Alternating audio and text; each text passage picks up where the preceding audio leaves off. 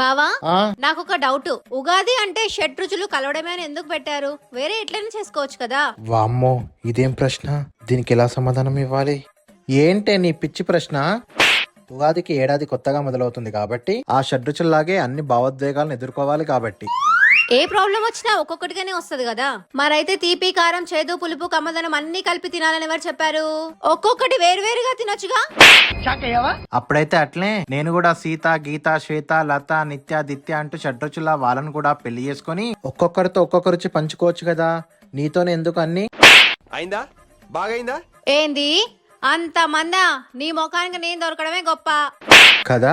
కాబట్టే ఉగాది పచ్చల్లో షడ్రుచుల్లాగే జయం, అపజయం, సుఖం, దుఃఖం, ప్రేమ, విరహం అన్నీ ఉంటాయి. కానీ మనం అన్నిటినీ కలిపి తీసుకోవాలి. ఎలాంటి పరిస్థితి అయినా సరే అన్ని కలిపి స్వీకరించాలి, విడివిడిగా కాదు. నువ్వు నేను అస్సలు వేరు కాదు. అందుకే ఉగాది షడ్రుచులు కలిపే తింటారు. సరే, ఈసారి నుండి తీపి ఎక్కువగా ఉండాలి మన షడ్రుచులలో. అదేంది, నువ్వు కారం ఎక్కువ వాడతావు కదా. ఇక ఆపు చాలు బావా. అట్లుంటది మనతోని.